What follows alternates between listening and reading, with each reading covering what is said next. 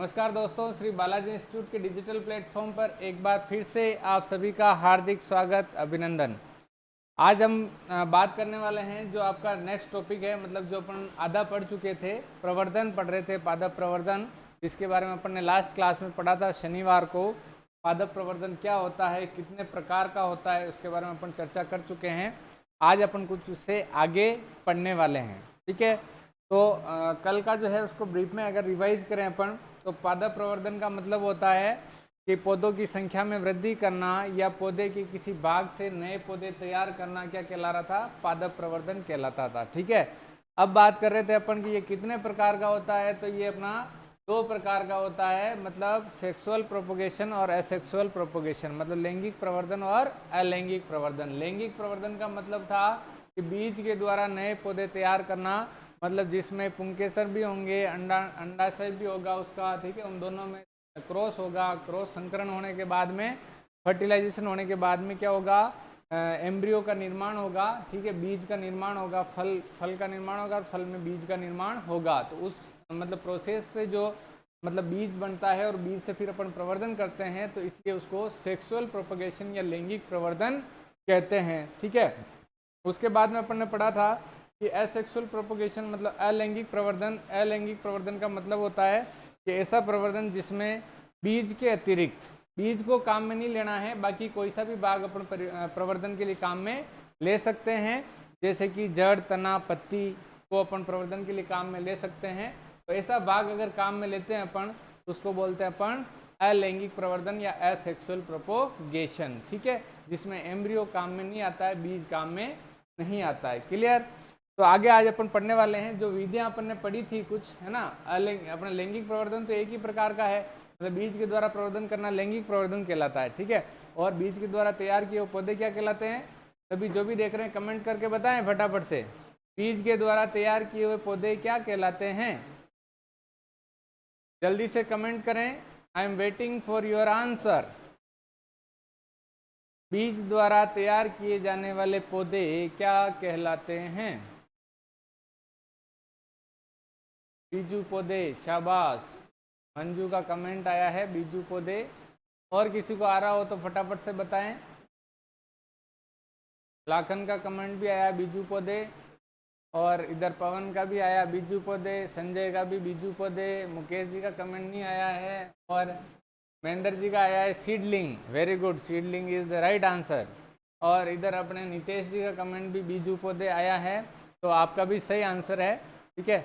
तो ओवरऑल आपको पता चल गया कि बीजू पौधे यानी सीडलिंग्स जो होते हैं उनको अपन मतलब बीज के द्वारा तैयार करते हैं। तो मतलब बीज के द्वारा तैयार किए हुए पौधे क्या कहलाते हैं, सीडलिंग्स या बीजू पौधे कहलाते हैं। क्लियर। इनकी लाभ और हानियां अपन ने पढ़ ली थी, और कुछ विधियां पढ़ी थी अपन ने अलैंगिक प्रवर्धन की, ठीक है। उसी को आगे करते हैं, क्योंकि लैंगिक प्रवर्धन एक ही प्रकार का होता है, अलैंगिक प्रवर्धन की बहुत सारी विधियां है, तो उनको अपन पढ़ रहे थे। कटिंग वटिंग सब ने अपन ने पढ़ ली थी। अब अपनी अगली जो कटिंग है, मतलब कटिंग एक अलग प्रकार की, इसको रूपांतरित कलम बोला गया है। क्या बोला गया है, रूपांतरित कलम यानी मॉडिफाइड कटिंग, है ना। मॉडिफाइड कटिंग इसको क्यों बोला है, क्योंकि इसमें क्या होता है, कलम का परिवर्तित रूप है। क्या है ये, कलम का परिवर्तित रूप है। यस, जो भी YouTube पे लाइव देख रहे हैं वो कमेंट नहीं करते हैं, तो ये अच्छी बात नहीं है। जो आपको पढ़ाया है कल वो आज पढ़ के आए आप, और जब नेक्स्ट क्लास हो उसमें आपको कुछ पूछा जाए तो उनके जवाब दिया करें, ताकि आपकी तैयारी और अच्छी हो जाएगी, ठीक है। हाँ, तो अपन बात कर रहे थे रूपांतरित कलम यानी परिवर्तित कलम। इसमें क्या करते हैं, पौधे का कोई भी परिवर्तित भाग, ठीक है, modified part of any plant, मतलब परिवर्तित जड़ हो सकती है, परिवर्तित तना हो सकता है, ठीक है, परिवर्तित पत्ती भी हो सकती है, तो उनको अपन प्रवर्धन के लिए काम में लेते हैं, तो उसको बोलते हैं अपन मॉडिफाइड कलम या परिवर्तित कलम, ठीक है। मॉडिफाइड कटिंग या परिवर्तित कलम, उसको रूपांतरित कलम उसको कहते हैं, ठीक है। तो बात करते हैं अपन पौधे के परिवर्तित भाग को काट कर एक नए पौधे के रूप में लगाना क्या कहलाता है, रूपांतरित कलम। क्या कहलाता है, रूपांतरित कलम। अब अपन एग्जांपल लेंगे तो आपको ये चीज क्लियर होगी। जैसे कंद, कंद किस में काम आता है प्रवर्धन के लिए, आलू के अंदर, है ना। ट्यूबर, इंग्लिश में कहते हैं इसको ट्यूबर। क्या बोलते हैं, ट्यूबर। तो ट्यूबर किसके प्रवर्धन में काम आ रहा है, आलू के प्रवर्धन में, ठीक है। तो आलू के प्रवर्धन में ट्यूबर काम आ रहा है। ट्यूबर क्या है, ये परिवर्तित तना है। क्या है? परिवर्तित तना। क्वेश्चन आ जाता है कि आलू किसका परिवर्तित रूप है? तो तने का परिवर्तित रूप है। किसका परिवर्तित रूप है? तने का। ठीक है, तो ये तने का परिवर्तित रूप अपन प्रवर्धन के काम में लेते हैं, तो इसको बोलते हैं अपन रूपांतरित कलम। क्या बोलते हैं? रूपांतरित कलम। ठीक है, दूसरा आता है अपना प्रकंद। प्रकंद का मतलब होता है राइजोम, है ना, इंग्लिश में बोलते हैं राइजोम, हिंदी में बोलते हैं प्रकंद। ठीक है, तो प्रकंद के द्वारा प्रवर्धन अपन किस किस में कर सकते हैं? केला में कर सकते हैं, ठीक है, हल्दी में कर सकते हैं, अदरक के अंदर कर सकते हैं। परंतु यहाँ पे ये नहीं लिखा है कि भाई केले की व्यावसायिक प्रवर्धन की विधि यह है ना। जो प्रकंद या राइजोम है, ठीक है, इनको जो है अपन राइजोम को एवन सकर्स भी बोल सकते हैं अपन। ठीक है, परंतु स्पेशल इसमें जो नाम आता है अपने वो केले के लिए क्या आता है? क्या आता है भाई? सभी बताएं। पहले मैं बता चुका हूँ केले के बारे में कई बार। केले के अंदर प्रवर्धन किससे होता है? फटाफट से कमेंट करें सभी।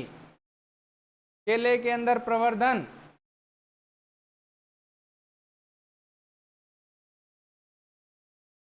फटाफट से जवाब दें सभी। हाँ, महेंद्र जी का जवाब आया, शॉर्ट शक्कर नहीं होता है, स्वॉर्ड। स्वॉर्ड, स्वॉर्ड शक्कर, और इसको ऐसे भी लिख सकते हो, स्वॉर्ड शक्कर्स। क्या? हाँ, ये स्वॉर्ड शक्कर आया, ये राइट है कि एक वाटर शक्कर होता है वो राइट है? सभी कमेंट करके बताएं। वाटर शक्कर होता है इसका प्रवर्धन की विधि, या स्वॉर्ड शक्कर होती है? महेंद्र का जवाब आ रहा है कि स्वॉर्ड शक्कर है। ठीक है, अब और किसी को कुछ दूसरा पता हो तो वो बताओ, क्या स्वॉर्ड शक्कर ही होता है क्या?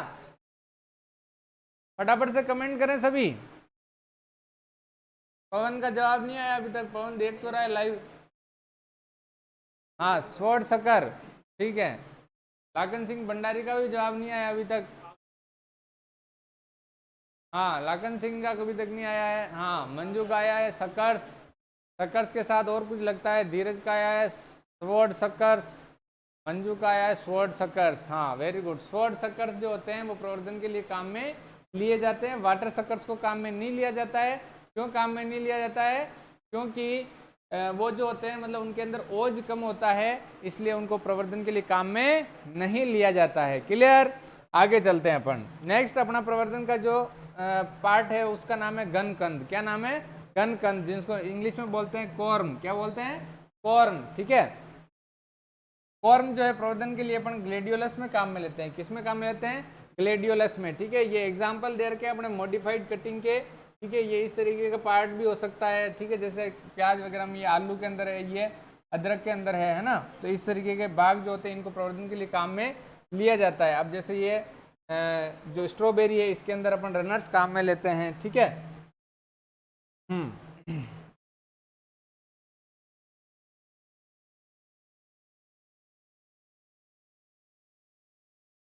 अच्छा, ये पहले आ गई।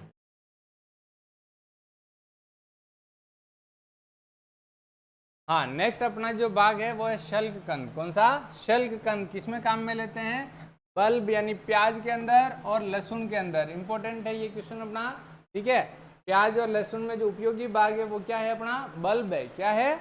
बल्ब है। बल्ब का मतलब लट्टू। पुराने जमाने के जो लट्टू होते थे ना, हाँ, वो पीले पीले कलर के जलते थे, उसके जैसी आकृति होती है, इसलिए वैज्ञानिकों को और कोई नाम नहीं मिला उस समय, तो इन्होंने लट्टू नाम दे दिया उसका, बल्ब। ठीक है, तो ये जो है बल्ब की जैसी आकृति होती है। सभी ने आपने प्याज देखा है, लहसुन देखा है। ठीक है, तो उसकी आकृति कैसी होती है? लट्टू के जैसी, बल्ब के जैसी। इस इंग्लिश में तो बोलते हैं बल्ब, हिंदी में बोलते हैं लट्टू। ठीक है, तो ये लट्टू जो होता है, लट्टू के जैसी आकृति होने के कारण उसको क्या बोला गया है? बल्ब बोला गया है। क्लियर? हाँ, तो ये जो है मतलब बल्ब जो है प्रवर्धन के लिए किस में काम में लिया जाता है? अच्छा, ये आपके दिमाग में क्वेश्चन उठ रहा होगा, अब नहीं उठ रहा होगा तो उठना चाहिए। तो भाई सर, प्याज में तो हम प्रवर्धन के लिए बीज काम में लेते हैं, बल्ब से थोड़ी करते हैं। क्या करते हैं बल्ब से? बल्ब तो भाई काम में लेने वाला भाग है। अपन फिर बल्ब को बोएंगे तो फिर बनेगा क्या अंदर? और बल्ब तो खाने के काम में लेते हैं, सब्जी बनाने के काम में, है ना। लेते हैं नहीं लेते हैं? मैं तो लेता हूँ, आप लेते हो नहीं लेते हो ये मेरे को नहीं पता है। तो आप मेरे को ये बताइए कि भाई जब अपन कह रहे हैं कि भाई बुआई करने के लिए अपन बीज काम में लेते हैं, अपन यहाँ पे पढ़ रहे हैं कि भाई शल्ककंद मतलब बल्ब जो है बुआई के लिए काम में लेते हैं। How it is possible? कैसे हो सकता है ये? क्योंकि बल्ब को भी काम ले रहे हैं अपन बुआई के लिए। भाई एक प्याज को अगर अपन बो देंगे तो क्या उससे 2 प्याज बन जाएंगे क्या? नहीं बनते, प्याज तो एक ही बनता है। फिर प्याज को बो दिया तो फिर उसमें और बनेगा क्या? तो प्याज को ही बो रहे हो तो बनेगा क्या बताओ? चलो ठीक है, आपको जवाब नहीं आ रहा है, देख लेता हूँ और किसी ने कमेंट में जवाब दिया हो तो। नहीं आया अभी तक जवाब और किसी का?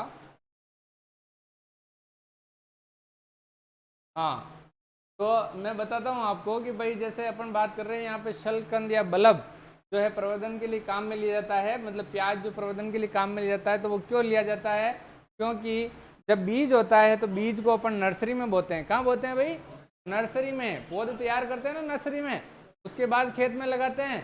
तो हाँ, लाखन सिंह जी का कमेंट कुछ आया नहीं है, वो जो कह रहे हैं मैं कर रहा हूँ, ठीक है बात, ठीक है, कमेंट करने दो लाखन सिंह जी को, कमेंट करने दो, फिर देखते हैं, ठीक है।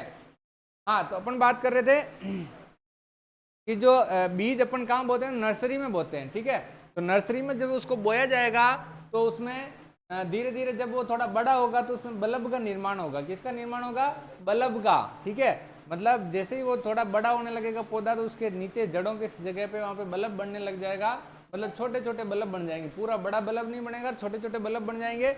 उस समय फिर उसको वापस अपन ट्रांसप्लांटिंग खेत के अंदर करते हैं। तो इसलिए यहाँ क्या कहा गया है? प्रवर्धन के लिए कौन सा भाग काम में ले रहे हैं अपन? बल्ब। कौन सा काम में ले रहे हैं?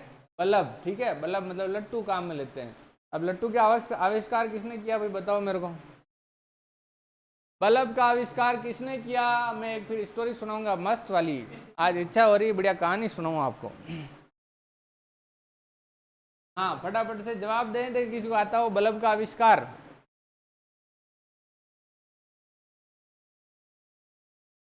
बल्ब का आविष्कार किसने किया था?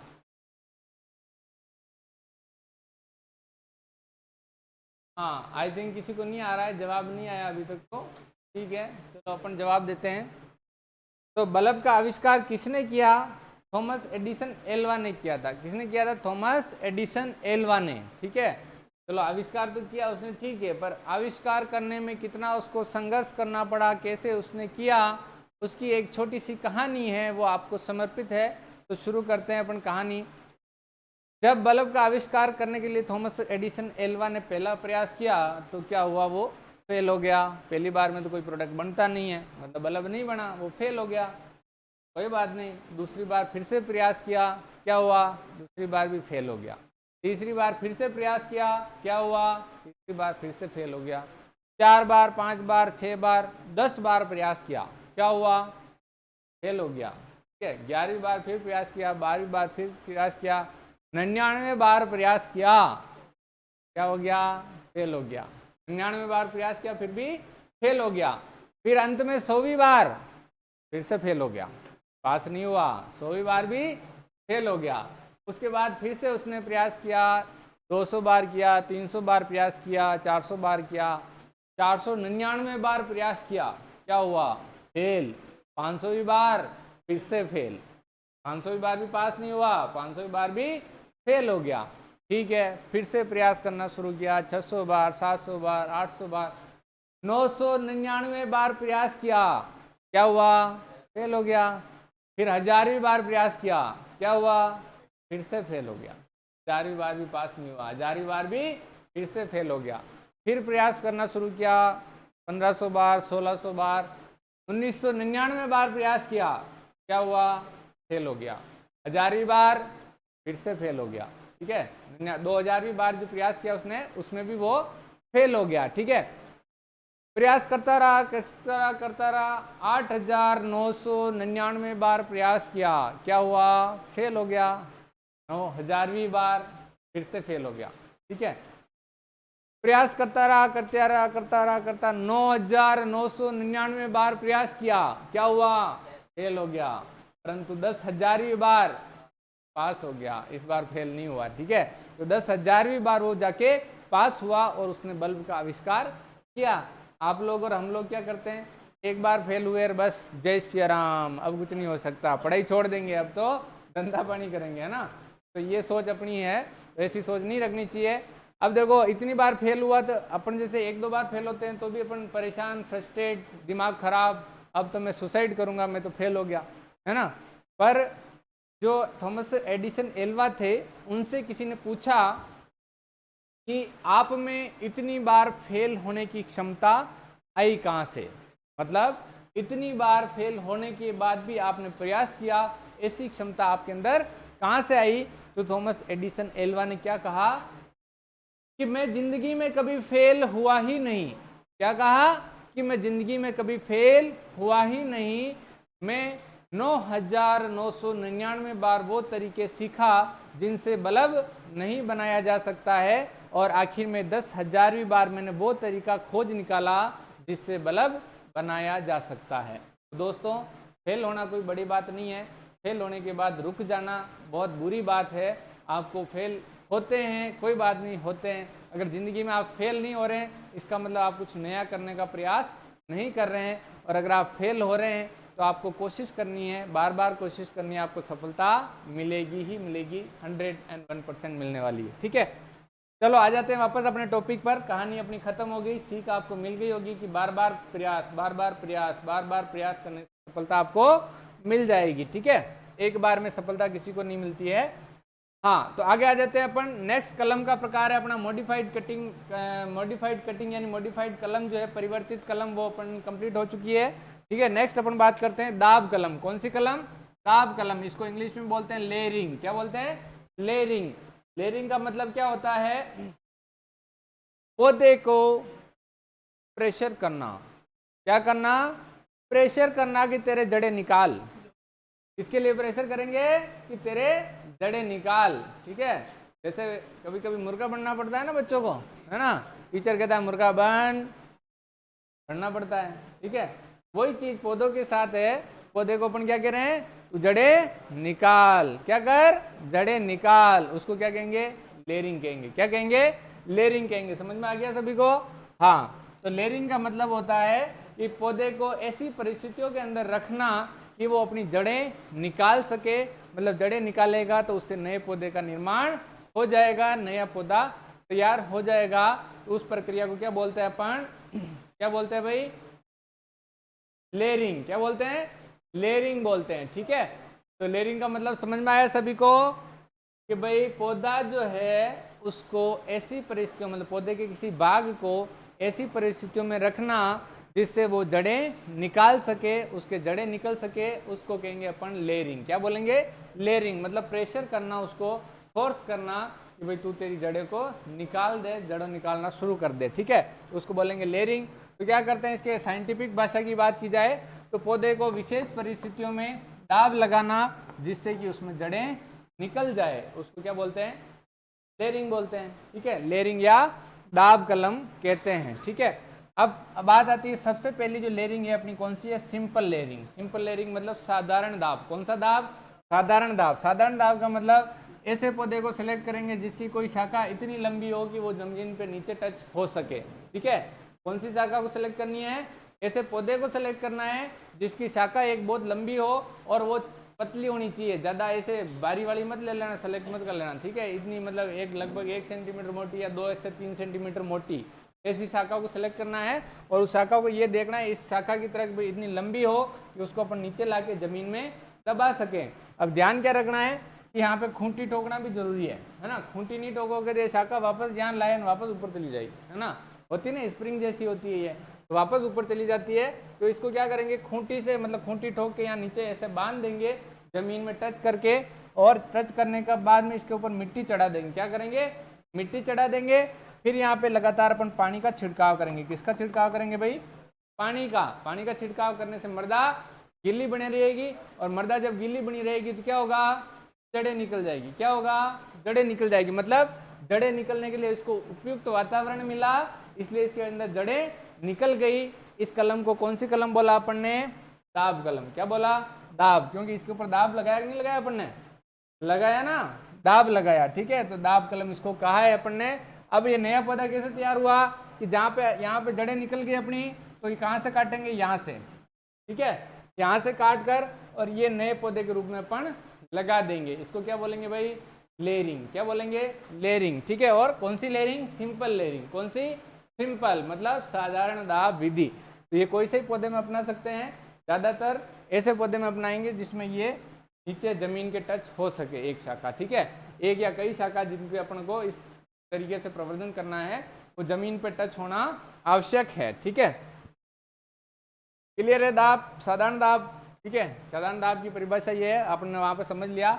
जमीन के पास वाली शाखा को 2 से 3 सेंटीमीटर की दूरी से खाल हटाकर जमीन में दबा दिया जाता है, उस पर लगातार पानी का छिड़काव करके नम रखा जाता है और कुछ समय में मतलब लगभग 1 माह बाद उसके अंदर जड़ें निकल आती है, और जब जड़ें निकल आएगी तो क्या हो गया, पौधा तैयार हो गया, फिर उसको काट के नए पौधे के रूप में लगा सकते हैं, ठीक है।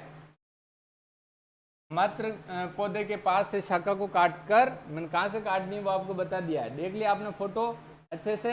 हाँ, तो गलत जगह से मत काटना, गलत जगह से काटने का नुकसान हो जाता है, ठीक है, सही जगह से काटना है। हाँ ठीक है, अब बात करते हैं एग्जाम्पल किस किस में करते हैं ये, मोगरा, क्लोरोडेंड्रॉन, बोगनवेलिया और चमेली, इनके अंदर ये ज़्यादातर की जाती है। मतलब जो अपनी साधारण दाब विधि है वो इन पौधों में उपयोगी है, जैसे मोगरा, क्लोरोडेंड्रॉन, बोगनविलिया और चमेली। साथ के साथ बोलते जाएं कौन कौन सा, मोगरा, क्लोरोडेंड्रॉन, बोगनविलिया और चमेली, ठीक है।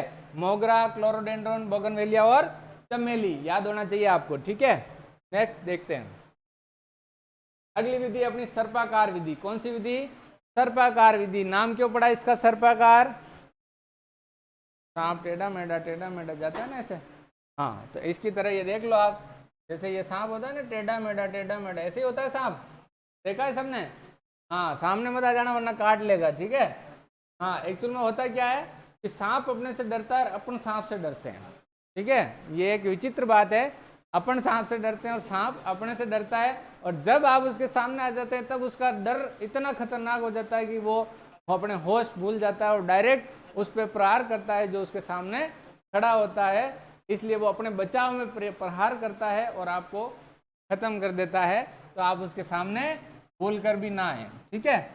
चलो तो बात करते हैं अपन सर्पाकार दाब की। सर्पाकार दाब इसको नाम इसलिए दिया गया या मिश्रित दाब नाम इसलिए दिया गया, देखो सांप के जैसी संरचना में एक से अधिक जगह एक ही शाखा पर दाब लगाए जाते हैं, इसलिए तो इसको बोला गया सर्पाकार दाब, और एक से अधिक जगह दाब लगाए जा रहे हैं, इसको इसलिए मिश्रित दाब भी कहते हैं। क्या बोलते हैं, मिश्रित दाब या सर्पाकार दाब इसको बोला जाता है।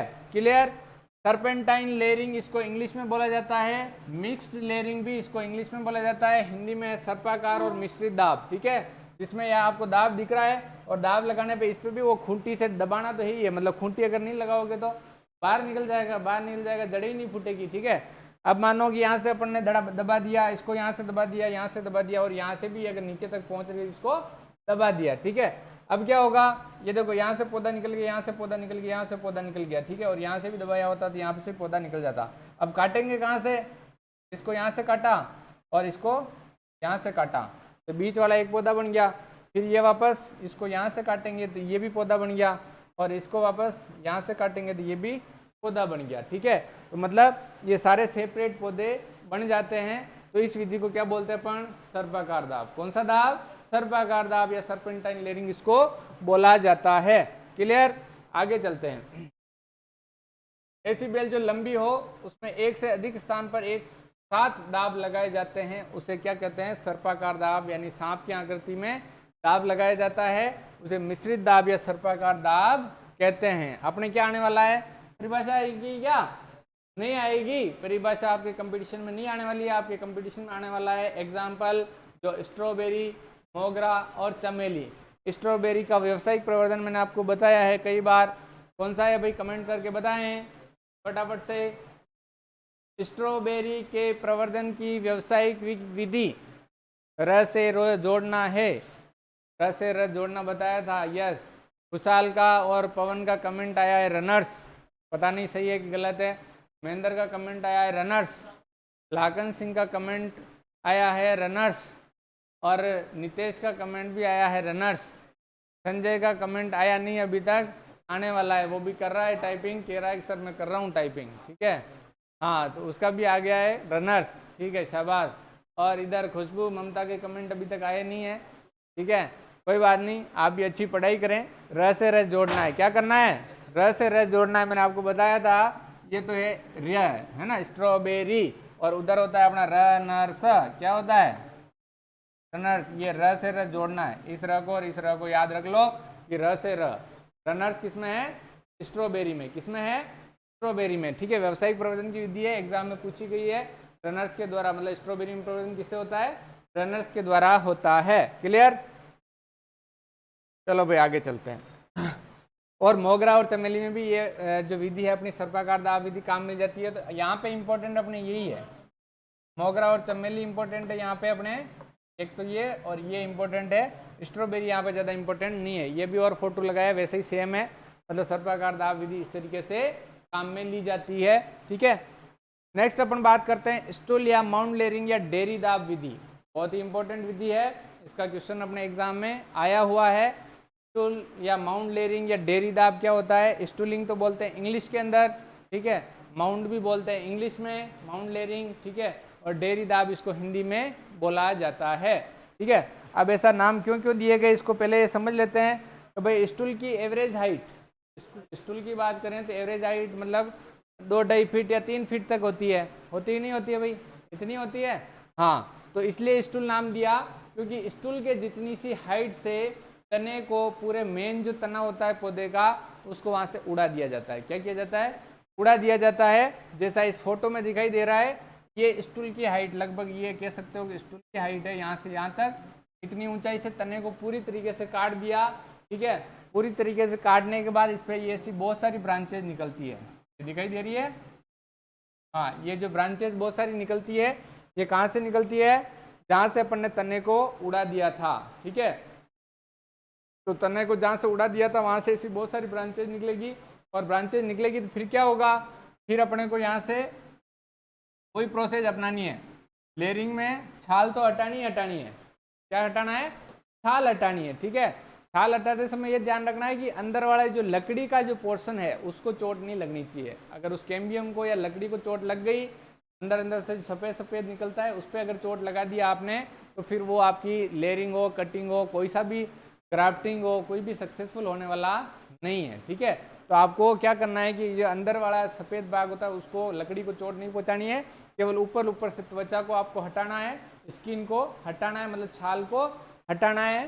ठीक है, हटाने के बाद फिर उसको अपन क्या करेंगे? मिट्टी का ढेर लगाएंगे। मतलब ये जो आपका स्टूल की जो हाइट के अंदर जो था ना तना, वो पूरा को पूरा ढक जाए। मतलब जो आपने कट लगाए थे शाखाओं पे, और ये एक पे नहीं लगाना है, सभी पे लगाना है ना, ये सभी की छाल हटानी है, सब शाखाओं की छाल हटानी है यहाँ से। फिर यहाँ पे मिट्टी चढ़ा देंगे, और मिट्टी इतनी चढ़ानी है कि भाई ये जो आपने कट लगाए हैं ये ढक जाए। ठीक है, उसके बाद में यहाँ पे लगातार किसका छिड़काव करना है? H2O का। किसका? H2O, यानी पानी का छिड़काव आपको करना है। पानी का छिड़काव करोगे तो क्या होगा? पानी लगातार गीला बनाए रखेगा मृदा को, और मृदा जब गीली रहेगी तो वहां से जड़ें निकलने लग जाएगी। जहाँ से खाने का सौदा मिल रहा है वहीं से तो अपन खाने लग जाते हैं, है कि नहीं है? खाते हैं नहीं खाते हैं? तो पौधों के अंदर अपन नहीं खाते हैं क्या? हाँ, हो सकता है आप नहीं खाते हो, मैं तो खा लेता हूँ। ठीक है, जहाँ से खाने का सौदा मिले क्यों छोड़े उसको, है ना?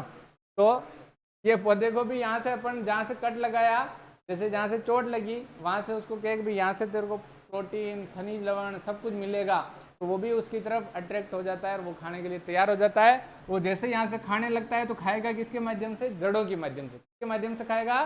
जड़ों के द्वारा। पौधे जड़ों के द्वारा ही खाते हैं ज़्यादातर चीज़ें। ठीक है, बाकी कुछ मात्रा में जो है पत्तियों से और तने से भी वो कुछ मतलब वायुमंडल से CO2 जैसे ग्रहण कर सकते हैं। ठीक है, और कार्बन वगैरह वो ग्रहण कर सकते हैं।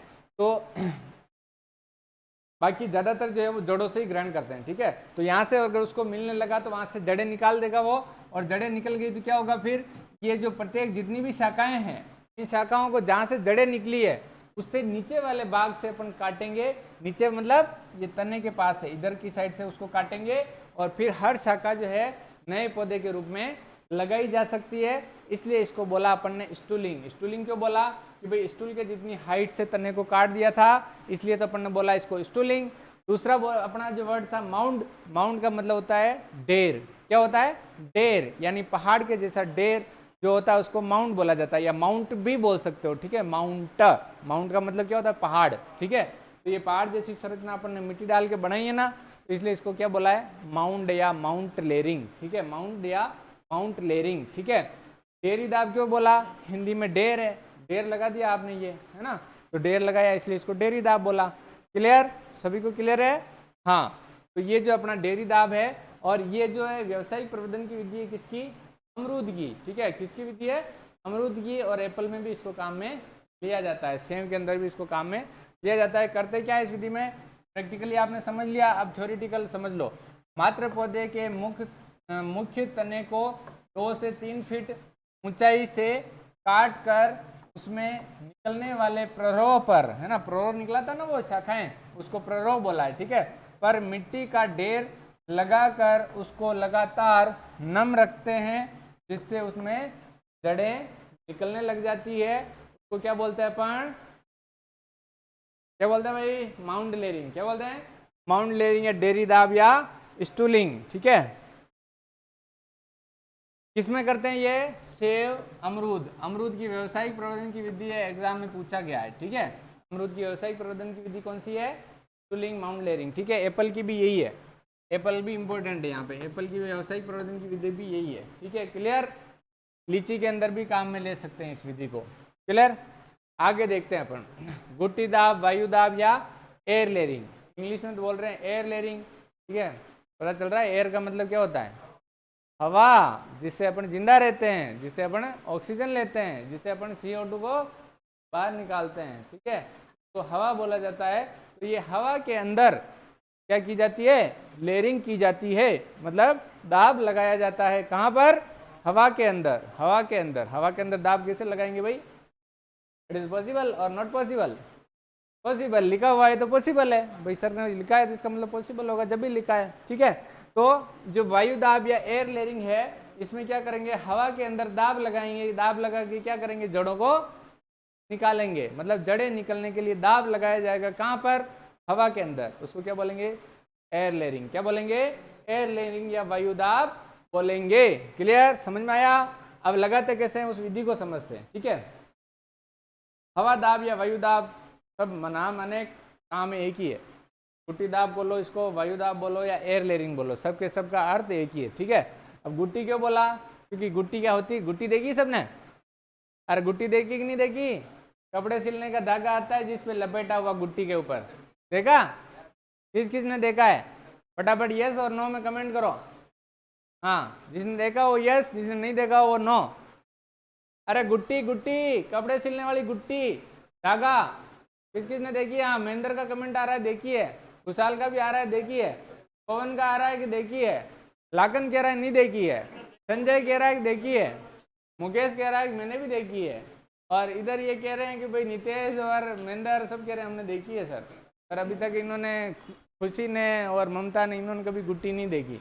आज दिखाएंगे आपको गुट्टी कैसी होती है। ठीक है, हाँ, तो समझते हैं अपन कि गुट्टी दाब या वायु दाब या एयर लेयरिंग क्या होती है। क्या आपको दिखाई दे रही है गुट्टी जैसी संरचना? दिख रही है सभी को? ये गुट्टी जैसी जो संरचना है, ठीक है, तो इसमें क्या होता है कि भाई एक कोई शाखा का चुनाव करते हैं। शाखा का चुनाव कितनी मोटी शाखा का करना है ये तो आप सबको पता ही है। कितनी मोटी शाखा का चुनाव करना है भाई? लगभग 1 सेंटीमीटर या 2 या 3 सेंटीमीटर, इससे ज़्यादा नहीं करना है। हाँ, कमेंट आ रहा है मंजू का, मैंने भी गुट्टी देखी है। धीरज गहरी, मैंने भी गुट्टी देखी है। ठीक है, वेरी गुड। हाँ, तो मतलब ये है कि जो गुट्टी की जैसी संरचना है, इसलिए इसका नाम गुट्टी दिया, गुट्टी लेयरिंग यानी गुट्टी दाब दिया। वायु से, वायु के अंदर कर रहे हैं, मतलब ये देखो कहीं पानी में, जमीन में दबी हुई तो नहीं दिख रही है अपने को? दिख रही है क्या? ऊपर हवा के अंदर लेर आ रही है, मौज मस्ती कर रही है हवा के अंदर। ठीक है, तो इसलिए इसको वायु दाब बोला है। ठीक है, अब दाब लगाया मतलब ये धागा बांध रखा है ऊपर से टाइट, दाब लग रहा है कि नहीं लग रहा? लग रहा है ना, प्रेशर, इसीलिए इसको दाब बोल रहा है। ठीक है, दाब का मतलब वायु दाब। ठीक है, वायु के अंदर दाब लगा रहे हैं इसलिए उसको वायु दाब बोला। ठीक है, अब लगाते कैसे हैं दाब वो समझो। उसको क्या करते हैं? 1 सेंटीमीटर या मैक्सिमम 2 सेंटीमीटर मोटी शाखा का चुनाव करते हैं। ठीक है, चुनाव कौन सी शाखा करेंगे? जो रोग ग्रसित नहीं हो, है ना, मतलब रोग ग्रसित वाली की नहीं करनी है, रोग रहित होनी चाहिए। रोग रहित शाखा होगी उसका चुनाव करना है। जो मतलब जिसकी वृद्धि बहुत ज़्यादा नहीं हो, मतलब ओज ज़्यादा नहीं हो, ऐसी शाखा का चुनाव अपने को करना है। ठीक है, उसके बाद क्या करेंगे? उसके ऊपर से छाल हटाएंगे। क्वेश्चन आता है कि भाई एयर लेयरिंग करने के लिए छाल तने से कितनी दूरी पर हटाई जाती है? तो लगभग 2 से 2.5 सेंटीमीटर। कितनी दूरी पर? 2 से 2.5 सेंटीमीटर दूरी से छाल को हटाया जाता है। ठीक है, उसके बाद में क्या करेंगे, छाल हटाने के बाद एक स्पेशल घास आती है जिसका नाम है मोस घास। क्या, मोस घास, जिसको स्पेगनम भी बोला जाता है। क्या बोला जाता है, स्पेगनम मोस, स्पेगनम मोस या मोस घास। ठीक है, ये जो घास है इसकी एक विशेषता होती है कि ये अपने भार से 10 गुना अधिक, अपने भार से 10 गुना अधिक पानी को अवशोषित कर सकती है। मतलब शुष्क जो स्पेगनम मोस का भार है उससे 10 गुना अधिक वो पानी को अवशोषित कर सकती है। ऐसी जो एक घास होती है उस घास को क्या करते हैं, पानी के अंदर डुबोते हैं। पानी के अंदर डुबोने के बाद जो आपने कट लगाया था उस कट के ऊपर उस घास को लपेट देंगे। ठीक है, लपेटने से क्या होगा, उसके अंदर नमी बनी रहेगी। ठीक है, इसलिए उसको लपेट देते हैं। लपेटने के बाद एक प्लास्टिक होती है, मतलब जो व्हाइट प्लास्टिक अपने को काम में लेनी है, मतलब पारदर्शी प्लास्टिक। ठीक है, पारदर्शी, हाँ, ट्रांसपेरेंट प्लास्टिक को इस जो स्पेगनम मोस थी उस घास के ऊपर लपेट देंगे। ठीक है, उसके ऊपर लपेटेंगे इस तरीके से कि उसके ऊपर कोई मतलब छिद्र नहीं रहना चाहिए, स्पेस नहीं रहना चाहिए, जिससे उससे हवा बाहर निकल सके। ठीक है, मतलब एयर टाइट करना है उसको। इस तरीके से इसके चारों तरफ लपेट देनी है। लपेटने के बाद ऊपर धागे से टाइट बांध देंगे, मतलब धागा लपेट देंगे जिससे उसमें वापस हवा अंदर नहीं जा सके, बाहर की हवा अंदर नहीं जा सके और अंदर की बाहर नहीं आ सके। जिससे क्या होगा, उसके अंदर नमी लगातार बनी रहेगी 1.5 से 2 महीने तक। ठीक है, 1.5 से 2 महीने तक नमी बनी रहेगी। तो क्या होगा, उसमें जड़ें निकलने लग जाएगी, और जड़ें निकलेगी तो अपने को ये जो प्लास्टिक पारदर्शी इसीलिए काम में लेते हैं कि इस प्लास्टिक के अंदर अपने को जड़ें दिखने लग जाएगी। ठीक है, और जब इसमें जड़ें दिखने लग जाए तो आप क्या करोगे, ये जहाँ से ये तो ऊपर जा रही शाखा और यहाँ से तने से जुड़ी हुई है, तो यहाँ से अपन इसको काट देंगे। क्या करेंगे, काट देंगे। और जब यहाँ से काट दिया तो ये अपना नए पौधे के रूप में तैयार हो गया। इसको क्या बोला अपन ने, एयर लेयरिंग। क्या बोला, गुट्टी दाब। क्या बोला, एयर लेयरिंग, गुट्टी दाब या वायु दाब। क्योंकि गुट्टी के जैसी संरचना है, वायु के अंदर दाब लगाया है, इसलिए इसको एयर लेयरिंग, वायु दाब या गुट्टी बोला है। क्लियर। यहाँ पे क्वेश्चन आपका मोस घास का भी आ सकता है। ठीक है, और क्वेश्चन ज्यादा आने के चांस है कि एयर लेयरिंग किसमें की जाती है, नींबू में, ज्यादातर नींबू में ये की जाती है। ठीक है, दूसरे भी है एग्जांपल्स। हाँ, पहले इसकी अब साइंटिफिकली जो परिभाषा है उसको समझ लें।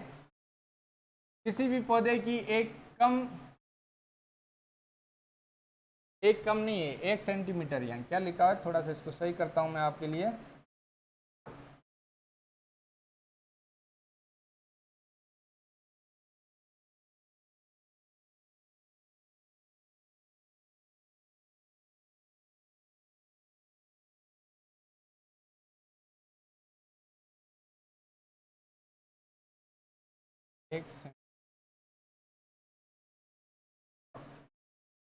एक सेंटीमीटर मोटी शाखा पर 2 से 3 सेंटीमीटर, 2 से 3 सेंटीमीटर लंबाई में छाल हटाकर उस पर नम मोस घास, स्पेगनम, इंग्लिश में क्या बोलते हैं इसको, स्पेगनम, हिंदी में स्पेगनम लिखा हुआ भी आ सकता है, स्पेगनम लपेट कर ऊपर पॉलीथीन लपेट देते हैं और उसके बाद उसको धागे से टाइट बांध देंगे। क्या करेंगे, धागे से टाइट बांध देंगे और 2 माह में नया पौधा तैयार हो जाता है। ठीक है, तो इस प्रक्रिया को क्या बोलते हैं अपन, एयर लेयरिंग या वायुदाब बोलते हैं। इसमें करते हैं सिट्रस यानी नींबू के अंदर ये प्रक्रिया अपनाई जाती है। ठीक है, अनार में ये अपनाते हैं, परंतु अनार के व्यावसायिक प्रवर्धन की विधि अपनी कौन सी है, हार्डवुड कटिंग, हार्डवुड कटिंग। अमरूद की व्यावसायिक प्रवर्धन की विधि कौन सी है, स्टूलिंग या माउंट लेयरिंग। ठीक है, लीची के अंदर भी ये विधि काम में ले सकते हैं। यहाँ पे इंपॉर्टेंट कौन सा है, नींबू। नींबू के अंदर बहुपूर्णता के कारण बीज के द्वारा भी प्रवर्धन किया जाता है। ठीक है, अब आता है मस्त अपना शानदार वाला इंपॉर्टेंट विधि प्रोपगेशन की, उत्तक संवर्धन। उत्तक संवर्धन मोस्ट इंपॉर्टेंट है, इसमें से क्वेश्चन आने की पूरी संभावना है। ठीक है, केवल 2 ही लाइनें हैं जहां से क्वेश्चन आता है, बाकी संवर्धन अगर अपन पढ़ें तो उसकी एक सब्जेक्ट पूरा हमारे चला था। ठीक है, तो टिश्यू कल्चर एक सब्जेक्ट चलता था हमारे बीएससी एग्रीकल्चर के अंदर। ठीक है, तो उतना अपने काम का नहीं है, अपने तो केवल 2 लाइनें पढ़ेंगे, उसमें से आ जाएगा। क्लियर। हाँ, तो उत्तक संवर्धन होता क्या है, समझाने के लिए आपको समझा देता हूँ। उत्तक संवर्धन का मतलब होता है, उत्तक यानी टिश्यू, इंग्लिश में क्यों बोल रहे हैं उत्तक को? टिश्यू। टिश्यू का मतलब हिंदी में होता है उत्तक, इंग्लिश में होता है टिश्यू। अब ये टिश्यू या उत्तक क्या है? पौधे का कोई सा भी भाग, मतलब सूक्ष्म भाग, बड़ा भाग नहीं, 10-15 सेंटीमीटर लंबा नहीं लाना, उसको उत्तक नहीं कहेंगे, ठीक है। मतलब छोटा सा भाग, पौधे का कोई सा भी छोटा सा भाग, जैसे जड़ हो सकता है, तना हो सकता है, पत्ती हो सकती है, तो उसको लेकर क्या करेंगे? कल्चर करेंगे। क्या करेंगे? कल्चर करेंगे, मतलब उगाएंगे उसको। कहाँ उगाएंगे? खेत में? नहीं, खेत में नहीं उगाते हैं बेटा, इसको उगाते हैं प्रयोगशाला में। कहाँ उगाते हैं? प्रयोगशाला के अंदर, परक नली के अंदर इसको जो ऐसी मतलब कि अरोगाणु दशाएं, अरोगाणु दशाओं का मतलब बिल्कुल जहाँ पे रोग या कंटामिनेशन बिल्कुल 0% हो, ठीक है, ऐसी अवस्थाओं के अंदर इसको ग्रोविंग चैम्बर्स होते हैं, लेमिनार एयर फ्लो में इनको, मतलब पहले तो कंटामिनेशन दूर किया जाता है लेमिनार एयर फ्लो के अंदर, उसके बाद में इनको जो ग्रोविंग चैम्बर्स है उनके अंदर परक नलियों में मीडिया भर के, मतलब ग्रोविंग मीडिया भर के उनके अंदर इस टिश्यू को डाला जाता है, फिर उसको कुछ समय तक रखा जाता है। तो उसमें वो जो मीडिया होता है परक नली में, उसमें क्या होते हैं? रूटिंग हार्मोन और शूटिंग हार्मोन। क्या होते हैं? रूटिंग हार्मोन और शूटिंग हार्मोन। शूटिंग का मतलब शूटिंग नहीं करनी है ना, कहीं तुम सोच रहे हो फिल्म विल्म बनाने वाली शूटिंग, शूटिंग नहीं है। शूटिंग का मतलब गोली चलाना भी नहीं है, शूट करना वो भी नहीं है। शूटिंग हार्मोन का मतलब होता है प्ररोह निकालने वाला हार्मोन। कौन सा हार्मोन? प्ररोह निकालने वाला हार्मोन, जैसे कि साइटोकाइनिन। कौन सा है? साइटोकाइनिन, ठीक है। और रूटिंग हार्मोन, जिसको सेरेडॉक्स या रूटेक्स भी बोलते हैं, जो मैंने आपको बताया था, कौन सा है? कमेंट करें फटाफट से। रूटिंग हार्मोन किसको कहते हैं? फटाफट से कमेंट करें। I am waiting for your answer. यहाँ पे महेंद्र का जवाब आता है IBA, मेरे हिसाब से गलत है, दूसरा बताएं, सही बताएं भाई। खुशहाल का जवाब आता है IBA, ये भी मेरे को लग रहा है गलत है, और कोई बताएं। हाँ, लाखन सिंह भंडारी का कमेंट आता है कि IBA, पर ये भी गलत है, और कोई बताएं फटाफट से। खुशी, ममता, ये कह रहे हैं कि सर IBA होता है, पर IBA तो नहीं है भाई, और कोई बताएं। अंजू भी कह रही है IBA। यार मेरे को इसका मतलब मैं बोल रहा हूँ IBA तो नहीं होता है, कहीं IBA होता हो हैं? Routing hormone. ऑनलाइन वाले कमेंट करें फटाफट से, ऑनलाइन वाले, ऑनलाइन वाले नींद नहीं निकालें। जो भी अपने वीडियोस को देखते हैं तो उसमें आपकी प्रतिक्रियाएं आती रहनी चाहिए, ताकि हमें लगे कि यू आर अवेलेबल या you are watching our video class, ठीक है। हाँ, तो यहाँ खुशहाल कह रहा है नहीं सर IBA होता है, कह रहा है नहीं सर दूसरा तो हो ही नहीं सकता, IBA को ही रूटिंग हार्मोन बोलते हैं, मैंने पढ़ा है। ठीक है भाई, आपने पढ़ा है तो सही मान लेते हैं, ठीक है। तो मतलब रूटिंग हार्मोन यानी सेरेडॉक्स या रूटेक्स किसको बोलते हैं अपन? IBA को ही बोलते हैं, ठीक है। हाँ, मैं भूला नहीं था, मेरे को याद था, टेंशन नहीं लेनी, ठीक है। तो IBA जो है अपना रूटिंग हार्मोन बोला जाता है। इसका क्वेश्चन कई बार आ चुका है और आता है कि जड़ें निकालने वाला या रूटिंग हार्मोन के नाम से कौन सा हार्मोन जाना जाता है? तो IBA। कौन सा? IBA। तो IBA और साइटोकाइनिन उस परक नली के अंदर भरे होते हैं, जिसमें अपन क्या डालते हैं? एक उत्तक डालते हैं, ठीक है, टिश्यू डालते हैं, कोशिकाओं का उत्तक। फिर वो क्या करता है? वो वृद्धि करने लगता है, तो नीचे तो जड़ें जाएगी और ऊपर शूट आएंगे, ठीक है, मतलब प्ररोह ऊपर आएगा, ठीक है। तो ये जो है मतलब इस तरीके से पौधे तैयार होने लगेंगे। तो कुछ समय तो उनको लेबोरेटरी में ही रखेंगे। लेबोरेटरी में रखने के बाद उनको क्या करेंगे? हार्डनिंग करेंगे। हार्डनिंग का मतलब उनको कठोरता देने की प्रयास करेंगे अपन। मतलब वो जब लेबोरेटरी में होते हैं तब वो बहुत ही कमज़ोर, कमज़ोर का मतलब रोगाणुओं के प्रति प्रतिरोधक क्षमता उनके अंदर नहीं के बराबर होती है, ठीक है। अगर उनको अपन सीधा खेत के अंदर ले जाके लगा दें तो वो तुरंत बर्न हो जाएंगे, जल के नष्ट हो जाएंगे, है ना, इतने ज़्यादा सेंसिटिव होते हैं। जैसे कि एक छोटा बच्चा होता है, उसको गरम गरम तवे पे लेटा दिया जाए तो क्या होगा? आप सोच सकते हैं, ठीक है, चटपटाने लगेगा वो। वैसे ही उनकी हालत होती है। वो छोटे छोटे नम नम पौधे होते हैं, बिल्कुल बेचारों के अंदर जीव तो थोड़ा सा होता है, तो वो जब उनको अपन खेत के अंदर सीधे लगाएंगे तो मर जाएंगे। इसलिए उनको धीरे धीरे उनको उस हैबिचुअल बनाया जाता है कि भाई आप जब उनको लगाया जाए वहाँ पे खेत के अंदर तो वो सूखे नहीं, ठीक है। तो ये एक प्रोसेस है, मतलब उनको हार्डनिंग करेंगे। हार्डनिंग करने के बाद उनको नर्सरी में लगाएंगे और नर्सरी में लगाने के बाद फिर उनको खेत में लगा सकते हैं। तो इस एक प्रोसेस के द्वारा पौधे तैयार किए जाते हैं, उसको बोलते हैं अपन उत्तक संवर्धन। मतलब उत्तक का संवर्धन करना, मतलब उत्तक की खेती करना या उत्तक को उगाना, क्या कहलाता है? उत्तक संवर्धन या टिश्यू कल्चर। क्लियर है सबको? अब ये टिश्यू कल्चर है क्लियर, तो ये तो पता चल गया। अब क्वेश्चन क्या आएगा? क्वेश्चन जो मैंने बताया उसमें से कहीं आने वाला नहीं है, ठीक है? ये इतना जो रामायण गई वहां से क्वेश्चन नहीं आएगा। क्वेश्चन कहाँ से आएगा? क्वेश्चन ये आएगा कि एक ऐसी विधि का नाम बताएं जिससे एक ही पौधे से लाखों पौधे तैयार किए जा सकते हैं। मतलब टिश्यू कल्चर विधि एक ऐसी विधि है जिसमें एक ही पौधे से लाखों पौधे तैयार किए जा सकते हैं। कैसे? क्योंकि इसमें क्या चाहिए? एक उत्तक चाहिए, छोटा सा एक उत्तक चाहिए। तो पौधे जो बड़ा वृक्ष होते हैं उनके तो बहुत सारे उत्तक होते हैं, बहुत सारे तोड़ तोड़ के छोटे छोटे उत्तक और लाके उसमें ग्रोविंग मीडिया में डाल दो, नया पौधा बन जाएगा, ठीक है?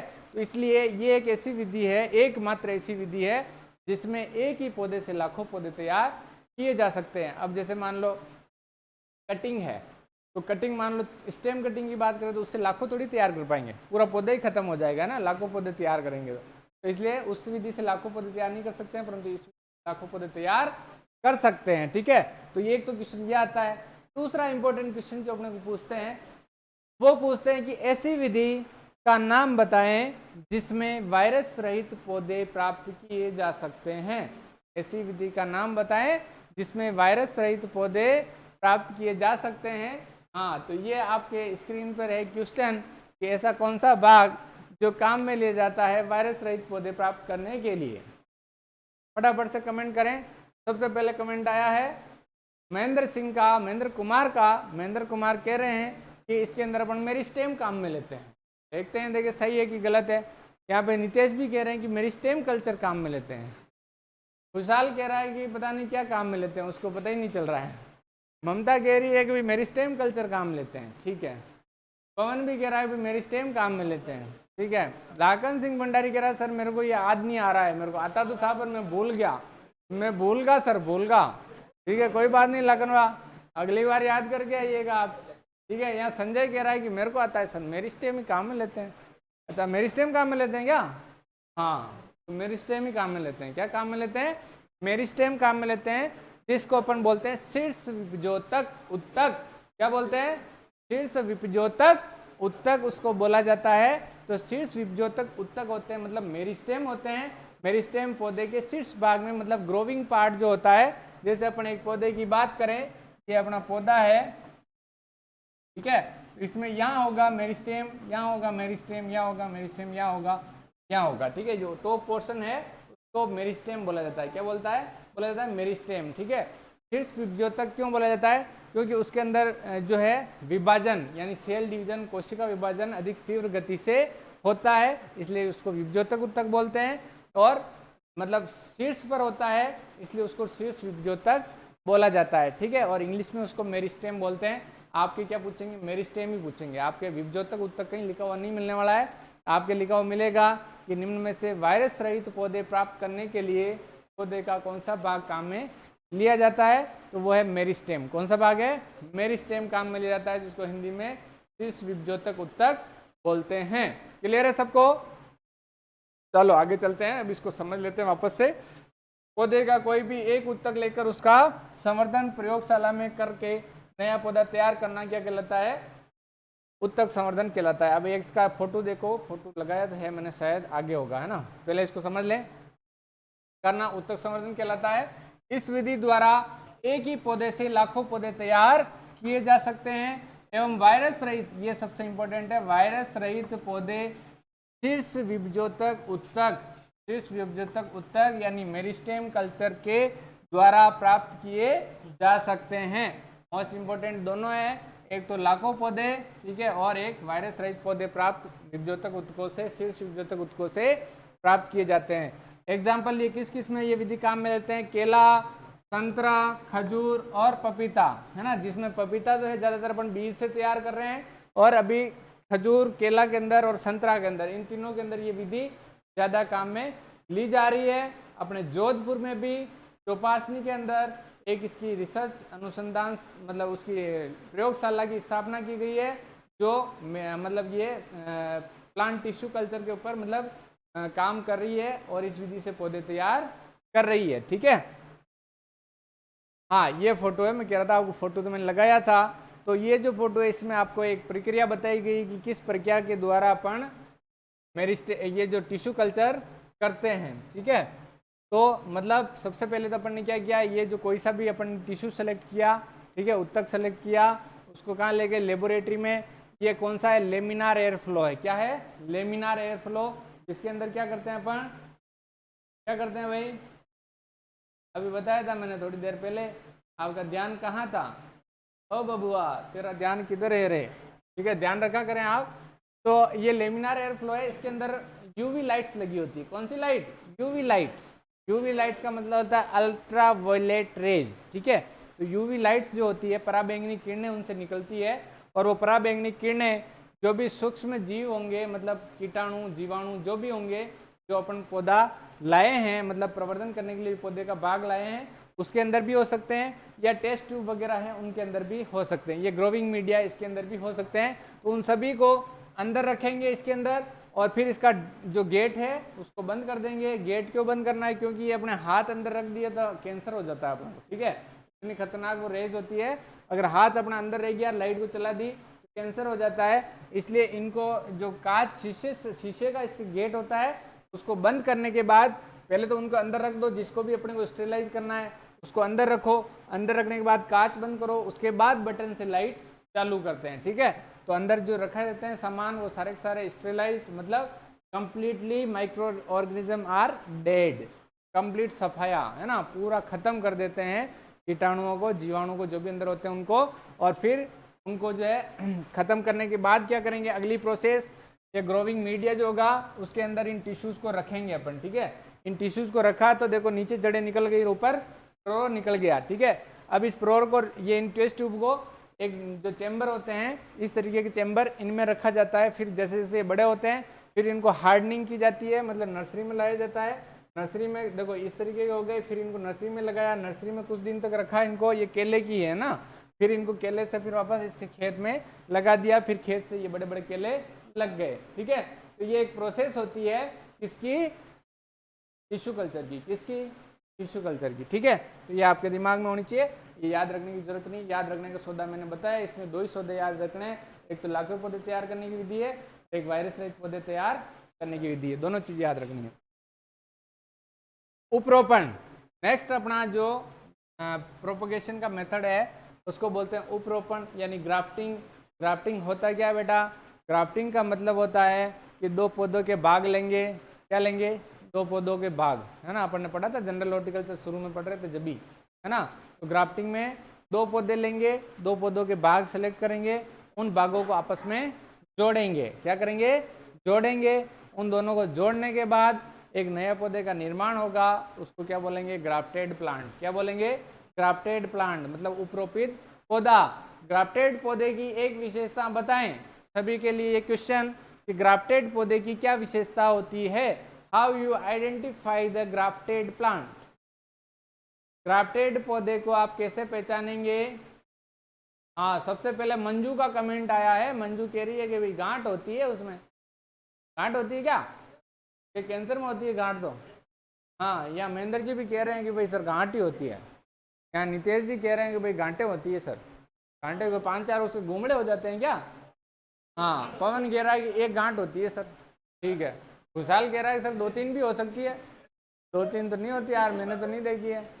यार लाखन कह रहा है कि सर गांठे ही गांठे होती है उसमें तो यार गांठे गांठे कहाँ से होती है लाखन, है गांठ तो एक ही होती है उसमें तो कह रहा है 2-4 होती है।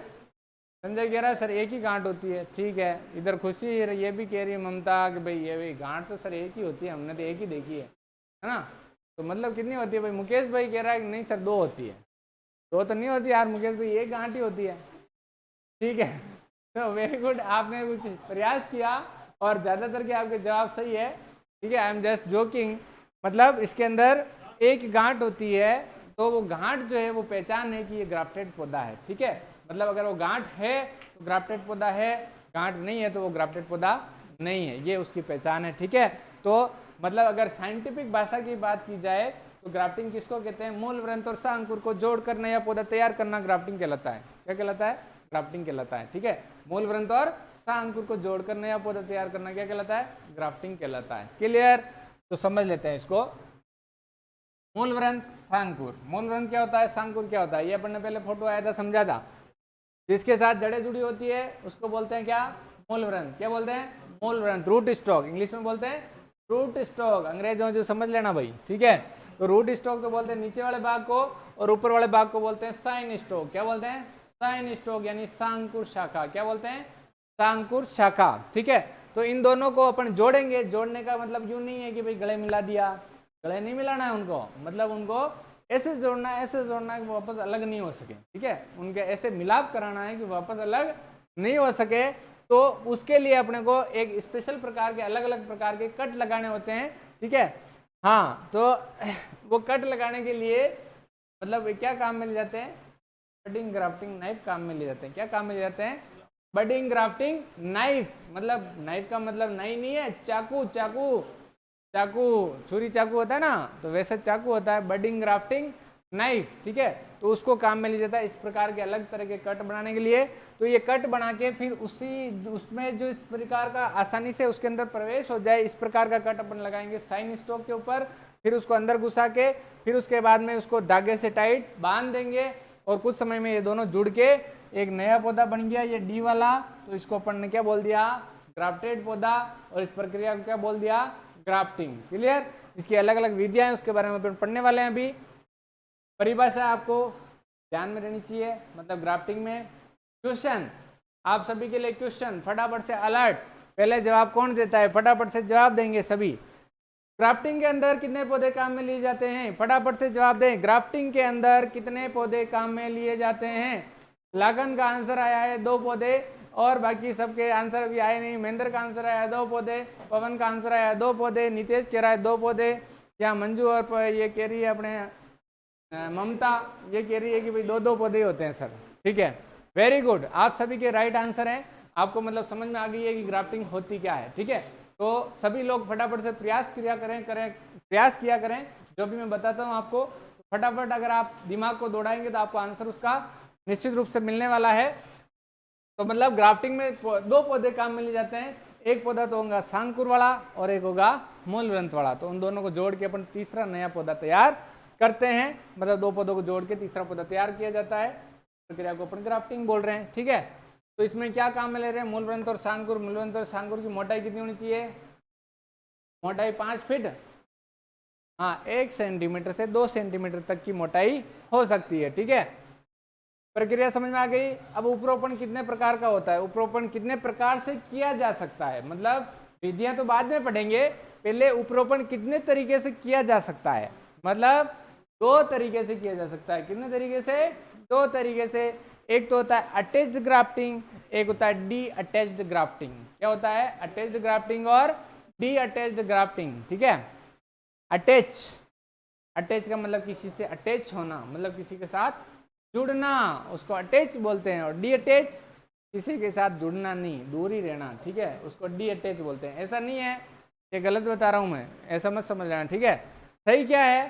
सही ये है कि भाई जब सांकुर शाखा को मूलवृंत से, मतलब सांकुर शाखा को मात्र पौधे से, सांकुर शाखा को मात्र पौधे से, मात्र पौधा मतलब समझ गए, मतलब उसकी मम्मी, ठीक है, जो अपनी मम्मी होती है ना, वैसे पौधा जो है, पूरा पौधा जो होगा जिससे अपन शाखा को तोड़ के लाएंगे, तो वो पूरा पौधा क्या कहलाएगा? उसके मम्मी कहलाएगी। मम्मी का मतलब मात्र पौधा, ठीक है। तो सांकुर शाखा को मात्र पौधे से अलग करके और मूलवृंत पर जोड़ना, यानी ग्राफ्टिंग करना, क्या कहलाता है? D attached grafting. क्या बोला जाता है उसको? D attached grafting. मतलब डी अटैच्ड का मतलब अटैच तो हो रहे हैं वो 2, है ना, अटैच हो रहे हैं, परंतु अटैच होने की जो प्रक्रिया है वो इस प्रकार की है कि भाई मात्र पौधे से पहले सांकुर शाखा को अलग करेंगे और उसके बाद लाके मूलवृंत पे जोड़ेंगे। तो वो तो कौन सी हो गई? D attached grafting. कौन सी? डी अटैच्ड ग्राफ्टिंग, ठीक है। अब दूसरे प्रकार की है अपनी अटैच्ड ग्राफ्टिंग। अटैच्ड ग्राफ्टिंग में क्या होगा? गमला होता है ना, गमला, वो गमला ले जाके बेंट करेंगे। किसको बेंट करेंगे? मात्र पौधे को। किसको बेंट करेंगे? मात्र पौधे को तो वो गमला ले जाके वहाँ भेंट करेंगे, कहेंगे कि भाई ये आपके लिए भेंट है। ठीक है, इस पर एक कहानी याद आती है मेरे को, तो आपको सुनाते हैं, अभी सुनाने वाले हैं, बाकी बाद में सुनाते हैं, पहले थोड़ा ये देख लो टॉपिक, उसके बाद में कहानी सुनते हैं। ठीक है, तो पहले देखते हैं अपन अटैच्ड ग्राफ्टिंग। कौन सी grafting? Attached grafting. Attached grafting को अपन इनार्चिंग बोलते हैं, है ना। इनार्चिंग की फिर कहानी सुनानी पड़ेगी, पहले ये आगे इसकी कहानी सुनेंगे अपन। तो इनार्चिंग या अटैच्ड ग्राफ्टिंग होती क्या है?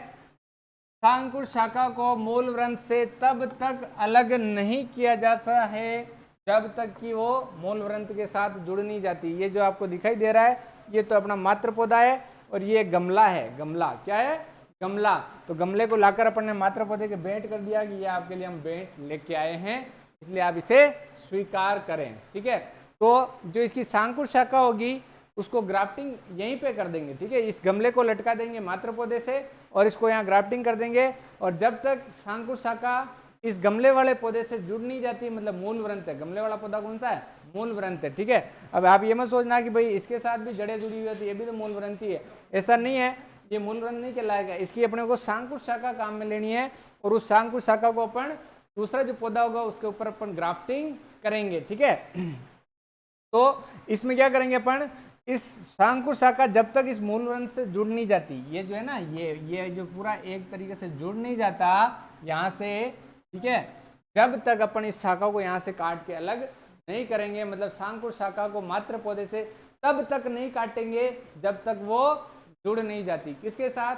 मूल वृंत के साथ। जब मूल वृंत से जुड़ गई फिर उसको काट के कह देंगे अब तू तेरा घर संभाल। ठीक है, अब हमारे से कोई लेना देना नहीं है। ठीक है, तो यहाँ से इसको काट के अलग कर लिया जाता है। जब लड़कियों की शादी करवा दी जाती है, तो जब वो ससुराल में रहने लग जाती है, तो फिर कहते हैं अब तेरा घर वही है, तो उसी को संभाल। ठीक है, हमारे से कोई लेना देना नहीं है। ठीक है, हाँ लेना देना रखते हैं, आप ये ना सोचें कि नहीं रखते हैं, लेना देना रखते हैं, परंतु केवल सीमित, है ना, कुछ सीमित तक ही रहता है, लिमिट में रहता है वो, मतलब ससुराल ही सब कुछ उसके लिए फिर माना जाता है। ठीक है, तो ये शांकुर शाखा को अपन यहाँ से काट के और अलग करके ये नया पौधा, मतलब एक नया घर बसाने के लिए तैयार। ठीक है, ये दोनों कपल मिल गए, है ना, ये तो हो गया रानी, ये हो गया राजा, ये दोनों मिलके अपना घर बसाएंगे, नए पौधा तैयार करेंगे, फिर उसमें फल लगेंगे, फूल लगेंगे, सब लगेंगे। ठीक है, तो ये जो है इस तरीके से, मतलब दोनों आपस में मिल जाए, जुड़ जाए, उसके बाद में यहाँ शांकुर शाखा को काट के अलग करेंगे मात्र पौधे से, इसलिए तो इसको बोला है अपन ने क्या?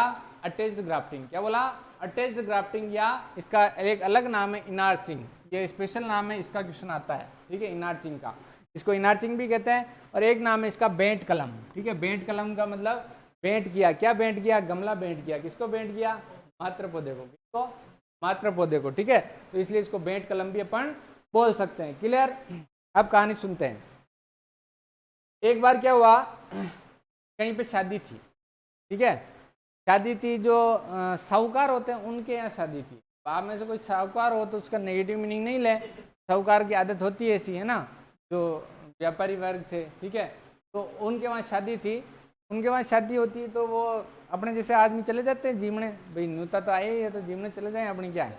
ठीक है, कई बार हम तो बिना न्यूते के ही चले जाते हैं, है ना। हाँ, मान न मान मैं तेरा मेहमान। स्टूडेंट लाइफ में हम तो खूब गए, भाई आप गए हो नहीं गए हो आपकी बात अलग है, हम तो जाते थे। ठीक है, जहाँ शादी दिखती थी वहीं घुस जाते थे। ठीक है, और खाना खाया और वाह गिफ्ट दिया उनको, रवाना हो जाते थे, है ना। अब ये आपके ऊपर डिपेंड है, आप जाते हो नहीं जाते हो, क्योंकि स्टूडेंट लाइफ तो एंजॉय करने की होती है, सब तरह के एंजॉय होने चाहिए। ठीक है, हाँ, तो आ जाते हैं वापस अपने टॉपिक पर, कहानी सुनते हैं अपन अच्छी सी। क्या हुआ कि उनके जहाँ शादी थी, बनिए के घर में शादी थी, तो वहाँ पे जो है गए अपने जैसे महानुभाव। ठीक है, अब जिमने गए तो आगे गए तो दो गेट मिले। एक गेट पे लिखा था कि आप इनविटेशन से आए हैं तो इस गेट में प्रवेश करें, और विदाउट इनविटेशन के आए हैं तो इस गेट से प्रवेश करें। ठीक है भाई, अपन तो भाई इनविटेशन से गए थे, वहाँ तो फर्जी तो गए नहीं थे, इनविटेशन वाले गेट में घुस गए। ठीक है, अब जो बिना इनविटेशन वाले गेट से घुसे थे वो सीधे सीधे डायरेक्ट बाहर निकल गए शॉर्टकट होके। शादी में कहाँ से जाओगे बिना इनविटेशन का? हो गए शादी में, बढ़िया घुसा दे आपको, पॉसिबल ही नहीं है। ठीक है, तो वो सीधा बाहर कल्टी मार गए थे। ठीक है, उसके बाद अब जो उस गेट में से एक बार घुस गया, वहाँ पे वो गेट पे वो खड़े भी तो रहते हैं, है ना, स्वागत करते हैं, आओ आओ आओ, है ना, तो वहाँ पे खड़े थे। तो अब जो उस गेट में पहले घुस गया, अब वापस तो वो आ नहीं सकता, तो भाई यार ये तो पहले बिना इन्विटेशन वाले में चला गया, तो अभी ये इधर नहीं आ सकता, शक्ल तो वो देख ही लेते थे। ठीक है, चलो ठीक है भाई, अंदर गए। फिर से आगे 2 गेट आए। भाई एक गेट पे तो लिखा था कि आप मतलब कोई रिश्तेदार हैं तो इसमें जाएं, एक में कि भाई कोई ऐसे ही मिलने वाले हैं तो इस गेट में जाएं, रिश्तेदार थे उनके तो रिश्तेदार वाले गेट में चले गए। ठीक है भाई, आगे गए, फिर से 2 गेट आए। और साला खोपड़ा खराब हो गया, ये क्या 2 गेट है, एक को सेलेक्ट करो एक को छोड़ो। ठीक है, कोई बात नहीं। तो अगले जो 2 गेट आए उन पे लिखा था कि अगर आप मतलब जो है गिफ्ट लेके आए हैं तो इस गेट में प्रवेश करें, गिफ्ट नहीं लेके आए हैं तो इस गेट में प्रवेश करें। अपन गलती से गिफ्ट नहीं ले गए थे, ऐसे ही चले गए थे हाथ हिलाते हिलाते। ठीक है, तो अपन घुस गए बिना गिफ्ट वाले में, भाई लाए ही नहीं है तो बाई चांस आके मांग लिया तो क्या देंगे। अपन घुस गए बिना गिफ्ट वाले गेट में, तो वहां से आगे गए और सीधा सीधा शॉर्टकट बाईपास बाहर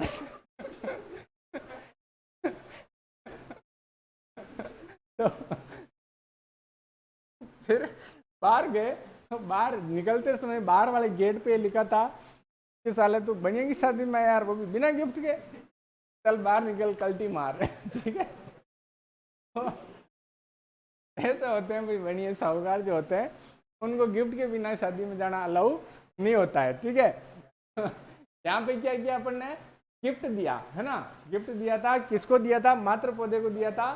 ठीक है, और क्या दिया था, गमला गिफ्ट दिया था। ठीक है, और जब ये गमले और ये दोनों आपस में परिवार इन्होंने बसा लिया तो इसको कह दिया अब तू तेरे अलग हो जा, नया परिवार बसा ले, अपना घर बसा ले। ठीक है, तो ये कौन सी विधि हो गई थी अपनी, इनार्चिंग। कौन सी विधि है, इनार्चिंग, बोलना नहीं है, कौन सी विधि है, इनार्चिंग। ठीक है, क्वेश्चन क्या आएगा, क्वेश्चन आपका परिभाषा का इसका आने वाला नहीं, क्वेश्चन आएगा चीकू का। क्वेश्चन आएगा कि चीकू के अंदर व्यावसायिक प्रवर्धन की विधि कौन सी है, मोस्ट इंपोर्टेंट है चीकू इसका। ठीक है, तो चीकू के अंदर व्यावसायिक प्रवर्धन की विधि अपनी बेंट कलम या इनार्चिंग। कौन सी विधि है, बेंट कलम या इनार्चिंग।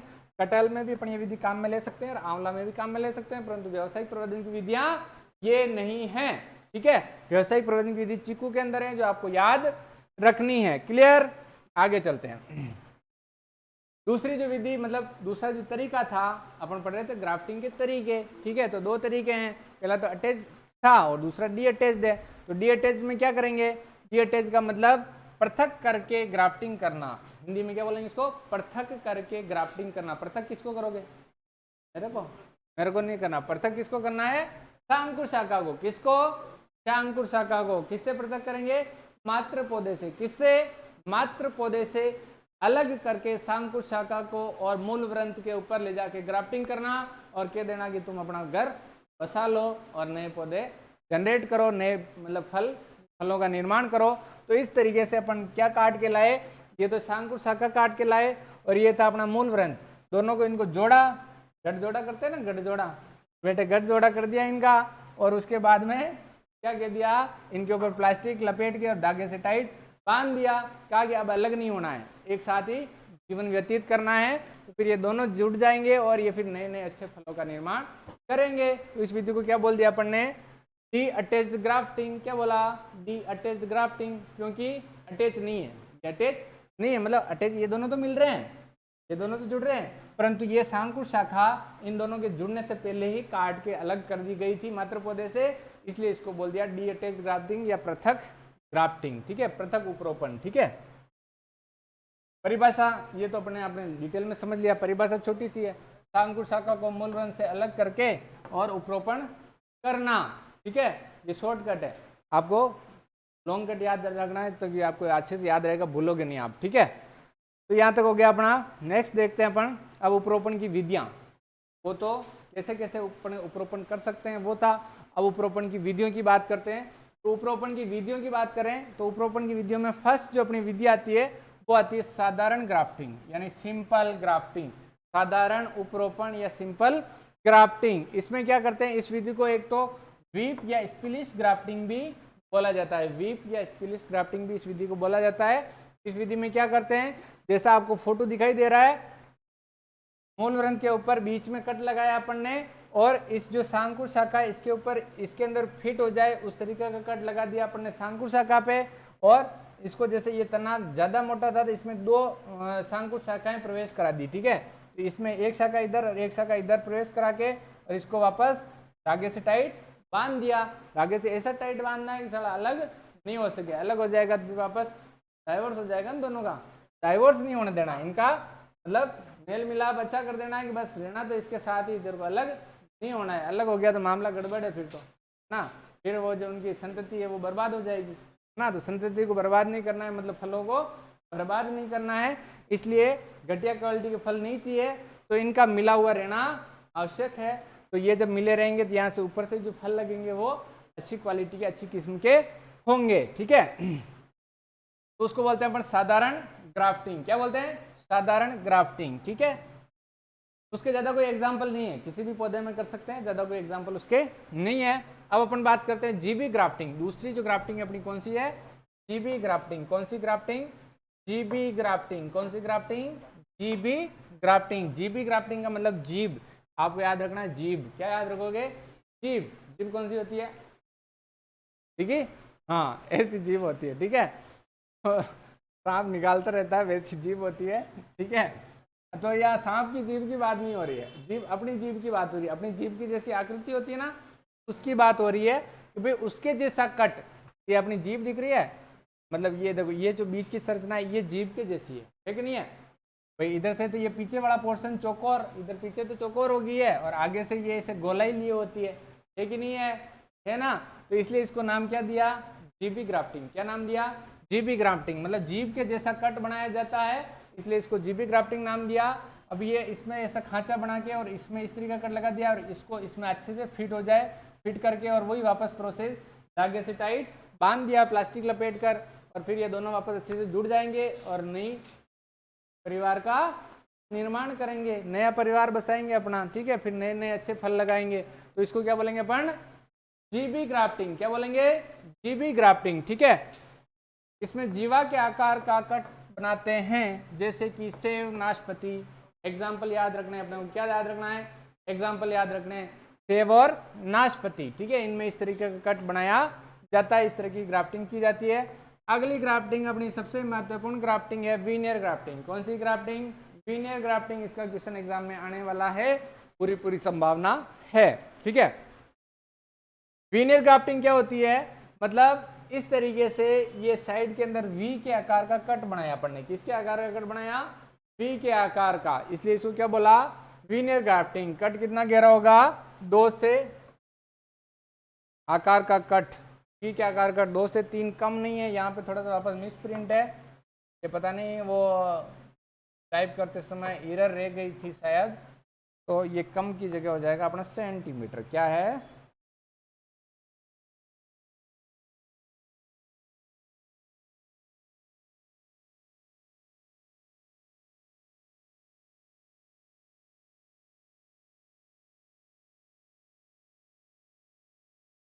हाँ, 2 से 3 वी के आकार का कट, 2 से 3 सेंटीमीटर गहरा कट लगाते हैं। क्या करते हैं? लगाते हैं, ठीक है।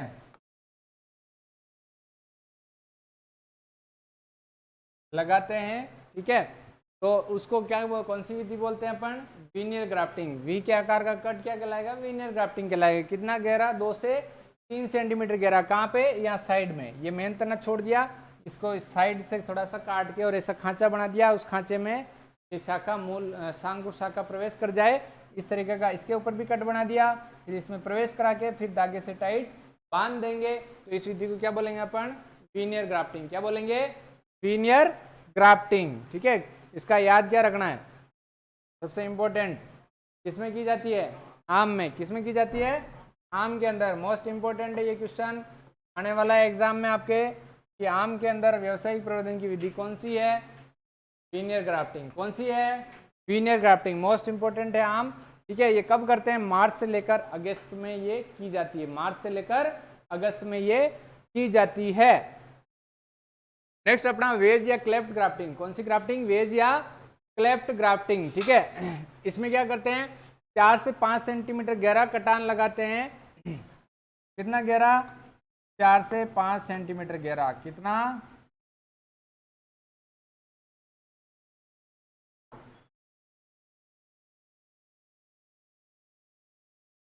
4 से 5 सेंटीमीटर। देखो गहराई याद रखनी है, गहराई कितनी है इसमें?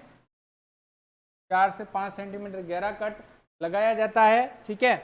और इसलिए इसको वेज ग्राफ्टिंग बोला जाता है, क्योंकि कट जो है ज़्यादा गहरा लगाया जाता है, ये दिख रहा है अपने को, ये बीच के अंदर कट लगाया, ठीक है, किस आकार का है, ये भी वी के आकार का ही कट है, ठीक है, सेंटर में लगाया है, वी के आकार का कट है और गहरा ज़्यादा होगा, मतलब 4 से 5 सेंटीमीटर गहरा ये कट होगा। फिर इसमें अंदर साइन स्ट्रोक मतलब सांकुर शाखा प्रवेश करा देंगे, फिर वापस ऐसे ये चौड़ा हो गया, चौड़े को टाइट धागे से बांधकर संकड़ा कर देंगे, ठीक है, और फिर ये क्या करेगा, नए परिवार का निर्माण करेगा, नया पौधा बन जाएगा और फिर ये दूसरी जगह लगा दिया जाएगा, ठीक है। अगली विधि अपनी स्टोन या इपिकोटाइल ग्राफ्टिंग, स्टोन या इपिकोटाइल ग्राफ्टिंग, ठीक है। इसमें क्या होता है, जब पत्तियां ताम्र वर्ण की हो जाती है तब ये ग्राफ्टिंग की जाती है। कब की जाती है, क्वेश्चन इंपॉर्टेंट है, जब पत्तियां ताम्र वर्ण की होती है। आपने जब इसका मैंगो का यानी आम का पौधा उगते हुए सबने देखा होगा, कैसा होता है, तांबे की जैसी पत्तियां होती है, ठीक है, ये दिखाई दे रहा है। इसके साथ में क्या जुड़ा हुआ है, गुठली, क्या जुड़ा हुआ है, गुठली, गुठली को क्या बोलते हैं, स्टोन, क्या बोलते हैं, स्टोन, ठीक है। तो ये जो गुठली जुड़ी हुई है, ठीक है, तो ये जब जुड़ी हुई हो तने के साथ मतलब पौधे के साथ, उस समय ग्राफ्टिंग कर दी जाती है, इसलिए इसको स्टोन ग्राफ्टिंग बोला गया है। क्लियर। अब ये करनी कैसे है, वही है ना, विनियर ग्राफ्टिंग की तरह साइड में कट लगाया, कर दी, प्रोसेस वही है, ठीक है, बस केवल इसका नाम इसकी अवस्था के आधार पर दिया गया है कि आपको जुड़ी हुई गुठली दिखाई दे रही है, ठीक है, गुठली जब जुड़ी हुई हो तब ग्राफ्टिंग अपनी की जाती है। हाँ, इसमें भी एग्जाम्पल याद रखने हैं, आम के अंदर करते हैं, किस में करते हैं, आम के अंदर कब करते हैं, जुलाई अगस्त में, ठीक है, क्लियर। हाँ, ये और देख लेते हैं अपन, मृदु शाक यानी सॉफ्ट वुड ग्राफ्टिंग, ठीक है, सॉफ्ट वुड ग्राफ्टिंग भी अपनी इंपॉर्टेंट है। जो इसमें प्रक्रिया तो वो की वही है, ठीक है, जीबी कट भी लगा सकते हैं, कोई सा भी लगा सकते हैं, परंतु शाखा जो सिलेक्ट करेंगे वो ज़्यादा पुरानी नहीं होनी चाहिए, ठीक है, मतलब नई लेटेस्ट शाखा होती है उसको अपन ग्राफ्टिंग के लिए काम में लेते हैं, इसलिए उसको बोलते हैं अपन मृदु शाक ग्राफ्टिंग, मृदु शाक ग्राफ्टिंग, ठीक है। एग्जाम्पल पूछने वाले हैं अपने को, तो आम और काजू में किसमें की जाती है, आम और काजू में ज़्यादा इंपॉर्टेंट अपना काजू, ठीक है, काजू के अंदर ये विधि अपनाई जाती है, ठीक है। अब जो है नेक्स्ट है कलिकायन या चश्मा चढ़ाना, इसके बारे में अपन पढ़ेंगे कल, क्योंकि आज अपनी क्लास काफ़ी लंबी हो चुकी है। आई थिंक आपको भी खाना वाना खाना होगा, ठीक है, भूख लग रही होगी, तो आप नेक्स्ट क्लास में अपन चर्चा करेंगे और नोट्स भी आपके पूरी जो कोशिश करेंगे इसके भेज देंगे, ठीक है, ताकि कल के आज के एक साथ ही आगे के भेज दूंगा मैं, कल आपको नहीं भेजेंगे, ठीक है, तो आपको नोट्स भेज दिए जाएंगे। तो आपने इतनी देर अच्छे से क्लास ली, एंजॉय किया इसमें, ठीक है, और आपने अच्छे से जवाब भी दिए, तो इस तरीके से हमारी क्लास ज्वाइन करने के लिए और हमारा उत्साह वर्धन करने के लिए, हमारे वीडियो को लाइक करने के लिए, हमारे चैनल को सब्सक्राइब करने और करवाने के लिए आप सभी का दिल की गहराइयों से बहुत बहुत धन्यवाद। जय हिंद, जय भारत, थैंक यू।